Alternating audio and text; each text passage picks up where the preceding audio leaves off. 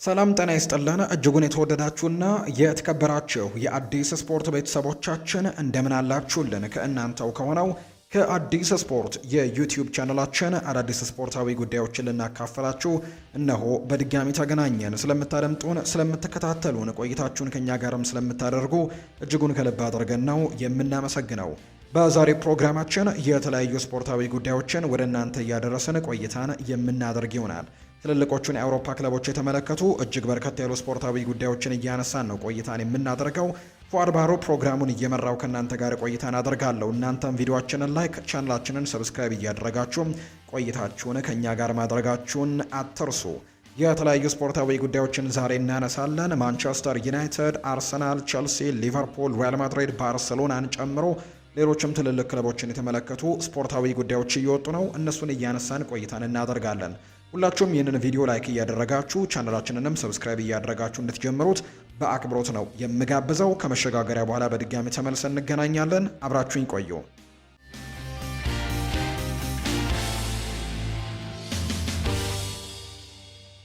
ወደ ቀዳሚው መረጃችን እናምራ። ማንቸስተር ዩናይትድን የተመለከቱ መረጃዎችን በማስቀደም ነው የዛሬ ፕሮግራማችንን የምንጀምረው።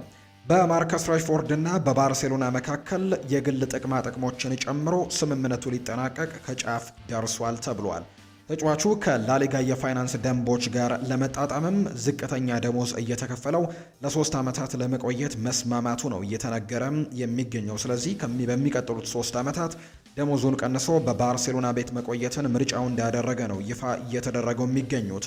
ባርሴሎና ተጫዋቹን በቋሚነት የግሉ ለማድረግም የ30 ሚሊዮን ዩሮ የውል ማፍረሻ ለመክፈልም እቅድ እንዳለው ጭምር ተነግሯል። ክፍያውም በ3 ዙር ነው የሚፈጸመው። በየአመቱ 10 ሚሊዮን ዩሮ ለመፈጸም ቢፈልግም ነገር ግን በክለቡ የፋይናንስ እጥረት ምክንያት በሁለቱ ክለቦች መካከል ያለው ድርድር አሁንም እንደቀጠለ ነው። ባርሴሎናዎች ያንን እቅዳቸውን በየአመቱ ያንን ነገር ለመክፈል ያላቸውን እቅድ ለመስማማትም እድሎችን እየሞከሩ ነው። ማንቸስተር ዩናይትድ ግን ከተቀመጠው ዋጋ ዝቅ አድርጎ ተጫዋቹን ለመሸጥ በጭራሽ ፍቃደኛ አይደለም። ዝውውሩ ማይሳካ ከሆነ ራሽፈርድ ወደ ቀድሞ ክለቡ የሚመለስ ይሆናል። ከዚያም ደግሞ ሌሎች ክለቦች ተጫዋቹን ለማስፈረም ፍላጎት ማሳየታቸው አይቀርምና ለነዛ ክለቦች ለመሸጥም ጥረቶችን ያደርጋል ተብሎ ነው የሚታሰበው። ይሁን እንጂ የቅርብ የመረጃ ምንጮች እንደሚጠቁሙት ተጫዋቹ በባርሴሎና ለረጅም ጊዜ መቆየት እድሉ በጣም ከፍተኛ እንደሆነ የሚያሳዩ መረጃዎች አሉ። ከተጫዋቹን ፍላጎት አንጻር በባርሴሎና ቤት ባሳየው ጥሩ የሚባለው ፐርፎርማንስ፣ ከዛ ውጭ ደግሞ ሌሎች ነገሮችንም ስንመለከት ተጫዋቹ በባርሴሎና ቤት የመቆየት እድሉ በጣም ሰፋ ያለ ሊሆን እንደሚችል የሚያሳዩ መረጃዎች ናቸው በትልቁ እየበጡ የሚገኙት። በቀጣይ ማንቸስተር ሲቲ እና ማንቸስተር ዩናይትድ ሁለቱም በኤሊየት አንደርሰን ዝውውር ላይ ከፍተኛ ገንዘቦችን ለማውጣት እንደሚዘጋጁ ነው የሚጠበቀው። በክለቦቹ መካከል ያለው ድርድር ገና በጅምር ላይ ያለ በመሆኑ ተጫዋቹ ወደ የትኛው ክለብ እንደሚያመራ ወይም ደግሞ ከየትኛው ክለብ ጋር ፍላጎት እንዳለው የሚያሳይ ምንም አይነት ፍንጭ እንደሌለ ጭምር ነው የተነገረው። ተጫዋቹም ቢሆን ወደ አንደኛው ክለብ ብቻ ለመሄድ ገና ፍላጎቱን በግልጽ ስላላሳወቀም በዚህ ሰዓት ከዩናይትድ እና ከሲቲ የትኛውን ወገን በዝውውሩ ላይ የበላይነት እንዳለው በእርግጠኝነት መናገር እንደማይቻል የተገለጸው። ዩናይትዶች አንድን ተጫዋች ለማስፈረም መለመን የማይፈልጉበት አይነት ደረጃ ላይ ነው የሚገኙት፣ ወይም ተጫዋችን መለመን ብዙም አይፈልጉም። ልክ እንደ አንቷን ሴሜኒዮ ሁሉ ኤሊየት አንደርሰንም በክለቡ ላይ በቂ ፍላጎት ካላሳየ ዩናይትድ በራሱ ዝውውሩን ያገላል ተብሎ እንደሚታሰብ ነው ቤን ጃኮብስ መረጃውን እያጋራም የሚገኘው። ማንቸስተር ዩናይትድ ለተከላካዩ ሃሪ ማጓየር አዲስ ውል የመስጠት እድልን በስፋት እያጤነ እንደሆነ ተነግሯል። ይህም ደግሞ አሁን ላይ የሚያገኘውን የ190 ፓውንድ ወይም የ190 ሺህ ፓውንድ ሳምንታዊ ደሞዝም ወደ 100 ሺህ ፓውንድ ገደማ ዝቅ ማድረግ ይኖርበታል ተብሎ ነው የሚታሰበው። አሁን ላይ ባለው መረጃ መሰረት ተጫዋቹ የቀረበለትን ዝቅተኛ የደሞዝ ክፍያ ለመቀበል ፍቃደኛ መሆኑን የሚያሳዩ መረጃዎች እየወጡ ይገኛሉ። ስለዚህ ሃሪ ማጓየር ዋጋውን ቀንሶ በክለቡ ሊቀጥል እንደሚችል የሚያሳዩ መረጃዎች ይወጣሉ። ሃሪ ማጓየር ስለ ማንቸስተር ዩናይትድ ወጣት ተከላካዮችም ሀሳቡን ይሰጣል። በተለይ ለእነዚህ ለወጣት ተጫዋቾችም በጣም ትልቅ ልምዶችን እያካፈላቸው እንደሚገኝ ጭምር ነው መረጃዎች የሚወጡት። ሃሪ ማጓየር ስለ ማንቸስተር ዩናይትድ ወጣት ተጫዋቾች ሲናገር በየቀኑ እነሱን ለመርዳትና ምክር ለመስጠትም እሞክራለሁ። በዓለም ላይ ከፍተኛ ጫና ባለበት ክለብ ውስጥም እየተጫወቱ መሆናቸውን ጠንቅቀው መረዳትም ይኖርባቸዋል። የሚተቹባቸውና ሰዎች ስለ እነሱ ደግሞ የተለየ አመለካከት የሚኖራቸው አስቸጋሪ ጊዜያት ይኖራሉ። ይህ ደግሞ በሁሉም ሰው ላይ የሚከሰት ነገር ነው ብለዋል። እንኳን እነሱ ይቀርና ሪዮ ፈርዲናንድ እንኳን ከምርጦቹ አንዱ ተብሎ በሚታሰብበት በዚያ ጊዜ ይህ አይነቱ ነገር እንደደረሰበት እርግጠኛ ነኝ ብለዋል። ትችትና ወቀሳ ሌኒ ዮሮም በአይደን ሄቨንም በማንኛውም ወጣት ተከላካይ ላይ የሚከሰት የተለመደ ነገር ነው። እነሱ ደግሞ እንዲህ ያሉ አስቸጋሪ ጊዜያትን የማለፍ ብቃት እንዳላቸው ጠንቅቀው ማወቅ ይኖርባቸዋል። ሆኖም ግን ጫናውን ትችቱን እንደሚመጣና የማይቀር ነገር መሆኑንም ማወቅ አለባቸው ሲልም ጭምር ነው የተናገረው። ምክንያቱም በእንደዚህ አይነት ትልቅ ክለብ ውስጥም ስትጫወት ይሄ ነገር የማይቀር መሆኑን ሁሉም ሰው ማወቅ አለበት ሲልም ጭምር ነው የተናገረው። ማንቸስተር ዩናይትድ ለመገንባት ያቀደው 100,000 ተመልካቾችን የሚይዝ ስቴዲየም ወጪው ከፍ ሊል እንደሚችል ይፋ ተደርጓል። ስቴዲየሙ ቀድሞ የወጣለት የግንባታ ወጪ 2 ቢሊዮን ፓውንድ ቢሆንም በመዘግየቱ ምክንያት ግን ወደ 3 ቢሊዮን ከፍ ሊል እንደሚችል መረጃዎች እየወጡ ነው። የስቴዲየም ግንባታ ሂደት በአሁኑ ሰዓት ከመሬት ይዞታ ስምምነት ጋር በተያያዘ እንደቆመ ነው የሚነገረው። ማንቸስተር ዩናይትድ ለመሬቱ 50 ሚሊዮን ፓውንድ ሲያቀርብ ባለቤቶቹ 400 ሚሊዮን መጠየቃቸው ነው እየተነገረ የሚገኘው። ግንባታው በፍጥነት ካልተጀመረ ወጪው እንዲሁ የግንባታ ጊዜውም ወደ 10 ዓመትም ከፍ ሊል እንደሚችል ባለሙያዎች ማስጠንቀቃቸውን የተነገረው። ሰር ጂም ራትክሊፍ በቅርቡ በሰጡት አስተያየትም እንዲሁ ተጽዕኖ ሊያሳድር እንደሚችል ነው ዘሰን የተባለው የመረጃ ምንጭም የተናገረው። አርሰናልን የተመለከቱ መረጃዎችን ወደ እናንተ እናድርስ። ቼልሲ ሪካርዶ ካላፊዮሪን ለማስፈረም እንቅስቃሴ ለማድረግ እየተዘጋጁ እንደሆነ የሚያሳዩ መረጃዎች እየወጡ ይገኛሉ። ቼልሲዎች ሪካርዶ ካላፊዮሪን እየተመለከቱት ነው የሚል መረጃ ነው የወጣው። በተለይ ሳይመን ፊሊፕስ የተባለው የቼልሲ በጣም ታማኝ ከሚባሉ የመረጃ ምንጮች መካከል አንደኛው ነው እና ቼልሲ የሪካርዶ ካላፊዮሪን ሁኔታ በቅርበት እየተከታተሉት ነው ሲል ነው መረጃውን ያጋራው። ጆን ኦቢ ሚኬል ስለ አርሰናል እና ስለ ሚኬል አርቴታ አንዳንድ ሀሳቦችን ሰጥቷል። ጠዋት በነበረው ፕሮግራማችን ላይ አርሰናሎች ዋንጫውን ቢያሸነፉትም ሪኮግኒሽን አልሰጣቸውም ወይም ደግሞ ዋንጫውን አሸነፉት ብዬ አላስብም ሲልም ጭምር መናገሩን እናስታውሳለን። በርከት ያሉ ሀሳቦችን ነው እየሰጠ የሚገኘው በፖድካስቱ ላይ። አርሰናል ተስፋ ቆርጧል ሲል ይናገራል ጆን ኦቢ ሚኬል። ለ22 ዓመታት ሊጉን እንዳላሸነፉ ያውቃሉ። እናም አሁን ላይ በጣም ተስፋ ቆርጠዋል። ስለዚህ በመጨረሻ አሸንፈናል ማለት የማይሆን ስራን እየሰሩ ነው። እግር ኳሳችን አዝናኝ አይደለም። እግር ኳሳቸው የነሱም በጣም አስቸጋሪ ነው። ምንም አይነት የፈጠራ ችሎታ የላቸውም። አጭበርባሪ ሆነዋል ሲልም ጭምር ነው ጆን ኦቢ ሚኬል በፖድካስቱ ላይ በጣም አወዛጋቢ ነገሮችን ያነሳው። አርሰናል የፓሪሳን ጀርሜኑን የአጥቂ አማካይ የሆነው ክቪቻ ክቫራትስኬሊያን ለማስፈረም ከሚፈልጉ ክለቦች መካከል አንደኛው እንደሆነ ተነግሯል። የጆርጂያ ብሔራዊ ቡድን ተጫዋች የሆነው ክቪቻ ክቫራትስኬሊያ በዘንድሮ የውድድር ዘመን በፈረንሳይ ሊግ በቻምፒየንስ ሊግ ባደረጋቸው 30 ጨዋታዎች 8 ግቦችን አስቆጥሮ 6 ለጎል የሆኑ ኳሶችን አመቻችቶ አቀብሏል። እንደ ፌጂያስ ዘገባ ከሆነ ተጫዋቹ ፓሪሰን ጀርሜንን ለቆ ለመውጣትም ፍላጎት ማሳየቱን ነው አርሰናል የዝውውር ሁኔታውን በቅርበት እንዲከታተልም አድርጎታል የተባለው።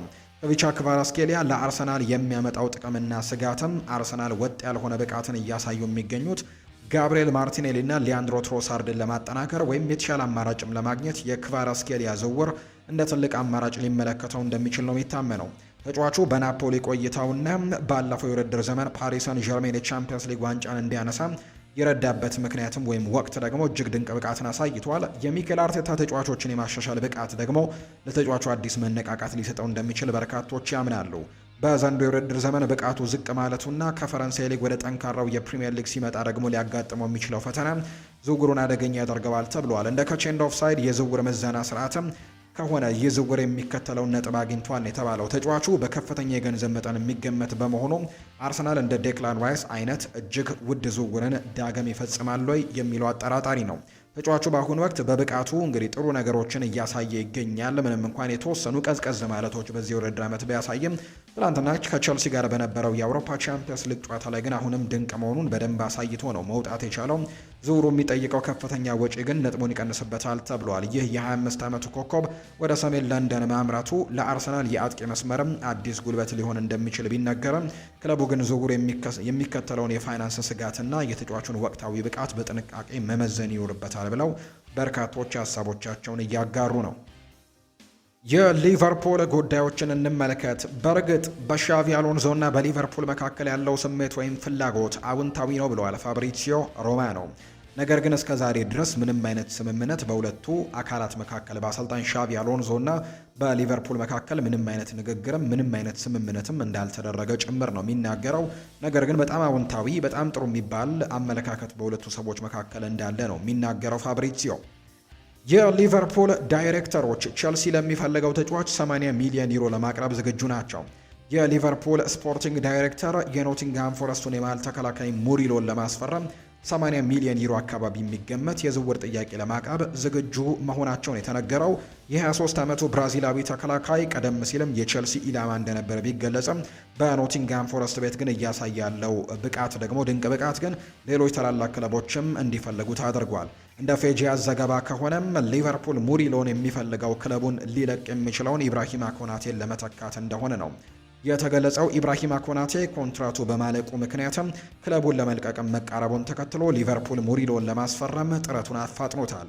ምንም እንኳን ኖቲንግሃም ፎረስት በዘንድሮው የውድድር ዘመን ወጥ የሆነ ብቃትን ባያሳይም ሙሪሎ ግን በግሉ በፕሪሚየር ሊጉ ያለውን ጥራት በደንብ አስመስክሯል። የከቼንድ ኦፍሳይድ የዝውውር ምዘና ስርዓትም ለዚህ ዝውውር ከፍተኛ ነጥብን የሰጠው ጥንካሬ፣ ተጫዋቹ ያለው እድሜና በፕሪሚየር ሊግ ያካበተው ልምድም ለሊቨርፑል ፍላጎት እጅግ ተስማሚ ያደርገዋል። በትልልቅ ክለቦች የመጫወትና ዋንጫዎችን የማሸነፍ ልምድ ማነሱ እንደ ትንሽ ድክመት ቢታይም ከፕሪሚየር ሊግ አጥቂዎች ጋር ባደረገው ፍልሚያ ግን ብቃቱን እንዳሳየ ጭምር ነው የሚነገረው። ቸልሲም ቢሆን በዘንድሮው የውድድር ዘመን በመከላከል ረገድ ብዙ ክፍተቶች ይታዩበታል። ዌስሊ ፎፋና ከጉዳትና ከብቃት መውረድ ጋር እየታገለ ሲሆን እንደ ትሬቨር ቻሎባህና ቴሲን አደረቤዮ ያሉ ተከላካዮች ደግሞ በመጀመሪያው ተሰላፊነት ክለቡን ለከፍተኛ አራትም ወይም ቶፕ 4 ደረጃ ለማብቃትም ብቁ ስለመሆናቸው ጥርጣሬዎች አሉ። ሊቨርፑል ይህንን ዝውውር ፈጥኖ በማጠናቀቅ የኢብራሂማ ኮናቴን ቦታ ለመሸፈንም ትልቅ ትኩረት ሰጥቶታል። ሆኖም ግን የዝውውር ዋጋው ከፍተኛ መሆንና ለሌሎች ክለቦችን ፍላጎት ሂደቱን ተፎካካሪ ሊያደርገው እንደሚችል ነው የተገለጸው። የቸልሲንም ጉዳዮች እናንሳ። ከቸልሲ ጋር በተያያዘ የትላንትናውን ጨዋታ በጥቂቱ እንመልከት። ትላንትና ከፓሪስ ሳን ዠርሜን ጋር የአውሮፓ ቻምፒየንስ ሊግ በጣም ተጠባቂ ጨዋታቸውን በፓርክ ደ ፕሪንስ ማድረጋቸውን እናስታውሳለን። በቻምፒየንስ ሊግ 16ኛው ዙር የመጀመሪያው ጨዋታ ወደ ፓሪስ ያቀናው ቸልሲ በፓርክ ደ ፕሪንስ ከፓሪስ ሳን ዠርሜን ጋር ያደረገው እጅግ ማራኪና ፉክክር የበዛበት ጨዋታ በመጨረሻዎቹ ደቂቃዎች በተቆጠሩበት ግቦች ከባድ ሽንፈትን አስተናግዶ ነው የወጣው። ሰማዮቹ በአብዛኛው የጨዋታ ክፍለ ጊዜ በአውሮፓ ሻምፒዮኑ ፓሪስ ሳን ዠርሜን በደንብ መፈተን የቻሉ ሲሆን እንዲሁ በጨዋታው ሁለት ጊዜ ደግሞ ከኋላ ተነስተው አቻ መሆን ቢችሉም በመጨረሻዎቹ ደቂቃዎችን የገጠማቸው መፈረካከስ ግን ለሽንፈት ዳርጓቸዋል። የጨዋታው ጅማሮ ፓሪስ ሳን ዠርሜኖች በ10ኛው ደቂቃ ነበር በብራድሌይ ባርኮላ ግብ መሪ መሆን ቢችሉም ማሎ ጉስቶ ግን በትውልድ ሀገሩ ፈረንሳይ የመጀመሪያውን የአውሮፓ መድረክ ግቡንም ለቸልሲ በማስቆጠር ቡድናቸው አድርጎ የነበረው ኮል ፓልመር ያደረገው ድንቅ ሙከራ በግብ ጠባቂው ከተመለሰበት ከ14 ሴኮንዶች በኋላ ኡስማን ዴምቤሌ በፈጣን የመልሶ ማጥቃት ከእረፍት በፊት ፓሪስ ሳን ዠርሜንን ዳግም መሪ ያደረገ ጎል አስቆጥሯል። ሁለተኛው አጋማሽ በጥሩ ተነሳሽነት የጀመረው ቼልሲ ፔድሮ ኔቶ በግሩም ሁኔታ ያመቻቸለትን ኳስ ኤንዞ ፈርናንዴስ ከመረብ ጋር በማሳረፍ ጨዋታውን ዳግም ወደ አቻነት ውጤት መልሶት ችሎ ነበር። ሆኖም ግን በመጨረሻዎቹ የጨዋታ ክፍለ ጊዜዎች ላይ ለሰማዮቹ ነገሮች ተበላሽተዋል። ቪታኒያ የተከላካዮችን ስህተት ተጠቅሞ ግብ ሲያስቆጠረ በአዲሱ ፈራሚያቸው ክቪቻ ክቫራስኬሊያ ደግሞ በፈጣን እንቅስቃሴዎች ሁለት ተከታታይ ግቦችን በማስቆጠር ፓሪስ ሳን ዠርሜን ለመልሱ ጨዋታ ሰፊ ብልጫ እንዲያገኝም አድርጎት ነው የወጣው። አሁን ላይ የቼልሲ ቀጣይ የቤት ስራ ይህንን ከባድ ሽንፈት ቀልብሶ በቀጣዩ ማክሰኞ ምሽት በስታንፈርድ ብሪጅ በሚደረገው የመልስ ጨዋታ ላይ ተአምር መስራት ይችላል ወይ የበርካቶች ጥያቄ እንደሆነ ነው የሚናገረው።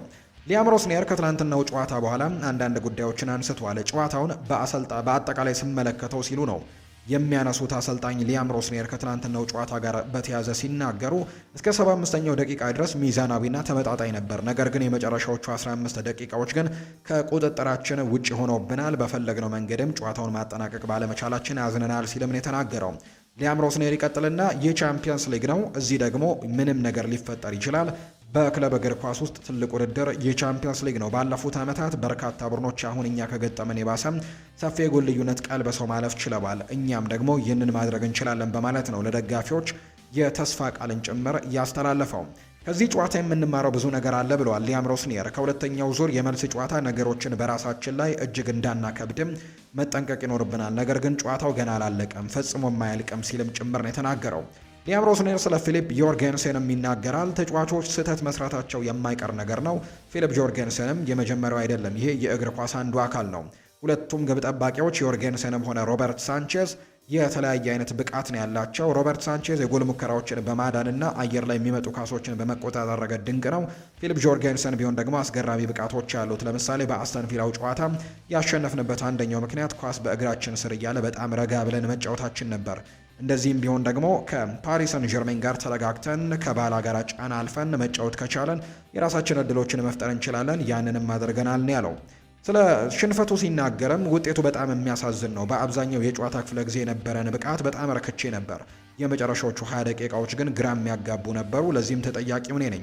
ስህተቶች ይፈጠራሉ፣ እኔን ጨምሮ ሁላችንም መረጋጋት ነበረብን፣ ነገር ግን አልቻልንም። በዚህም ተቀጥተናል ሲልም ነው ሊያም ሮስኒየር የተናገረው። ስለ ፔድሮ ኔቶ የኳስ አቀባዩን በመክፋቱ ዙሪያም ተጠይቆ ነበር። ከኛ ወገን የሆነ ስህተትም ወይም ከስርዓትም ውጭ የሆነ ነገር ተፈጥሮ ከሆነ በክለቡ ስም ይቅርታ ጠይቃለሁ። ስለ ዲሲፕሊን እና በጨዋታዎቹ ወቅትም ደግሞ ስለ መረጋጋት ብዙ አውርተናል። ለዚህ መፍትሄ ደግሞ መፈለግ የኔ ፋንታ ነው። በጨዋታው ላይ ብዙ ጥሩ ነገሮች ቢኖሩም በመሸነፋችን ምክንያት ደግሞ እነዚያ ነገሮች በሙሉ ትርጉም አጥተዋል ሲልም ጭምር ነው የተናገረው።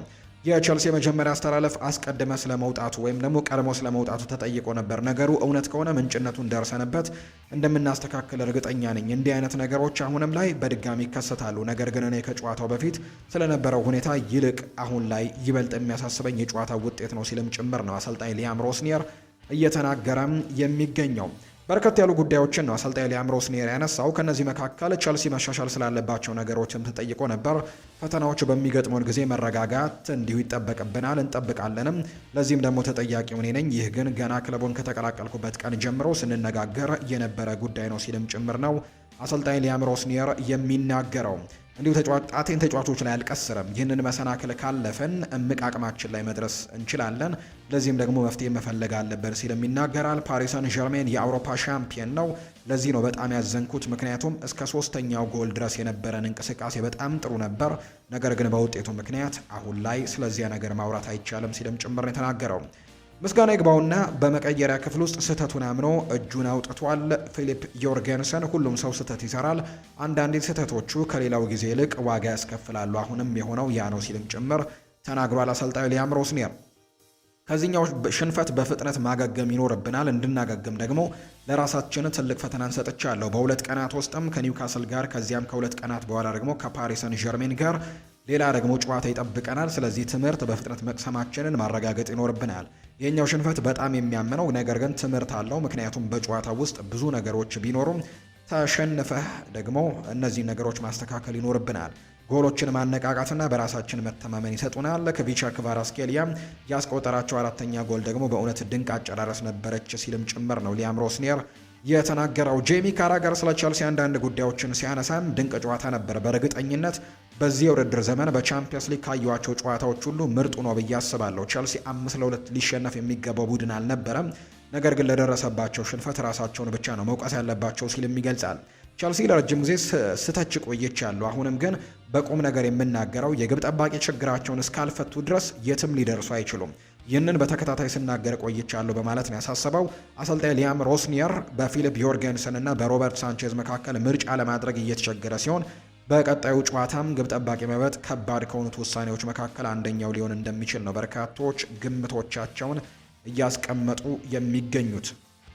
ማንቸስተር ሲቲን የተመለከቱ መረጃዎችን ወደ እናንተ እናድርስ። በአስተላለፋችን ላይ ብዙም ለውጥ አላደረኩም ብሏል አሰልጣኝ ፔፕ ጓርዲዮላ ነው ይህንን ሀሳብ የሰጠው። ፔፕ በትላንትናው ጨዋታ ብዙ የሚባል የተጫዋች ለውጥ አለማድረጉን፣ አብዛኞቹ ተጫዋቾች ብዙ ጨዋታ እየተጫወቱ መሆናቸውን የተናገረው ፔፕ ይቀጥልና በክንፍ በኩል በጣም ጠንካራ እንድንሆን ፈልጌ ነበር። በተለይም ጀረሚ ዶኩ በአንድ ለአንድ ግንኙነቶች ላይ ድንቅ ነበር ሲልም ይናገራል። እኛ በጣም ብዙ ጊዜ ወደ ግብ ክልላቸው ብንደርስም ጎል ማስቆጠር ግን አልቻልንም። እነሱ ግን 3 ጊዜ ብቻ ደርሰው 3 ጎሎችን አስቆጥረውብናል። ከዛም 5 ተከላካይ ተጠቅመው መከላከል ጀምሩ። አሁን ግን ያለፈው አልፏል። ቀጣዩ ጨዋታን አብረን እንመለከታለን ሲል ነው ፔፕ ጓርዲዮላ የተናገረው። ጀረሚ ዶኩም እንዲሁ ይናገራል። ከሪያል ማድሪድ ጋር ለሚደረገው የመልስ ጨዋታ ውጤቱን መቀልበስ ምንም እድል የለም ካልኩኝ እብደት ነው የሚሆነው።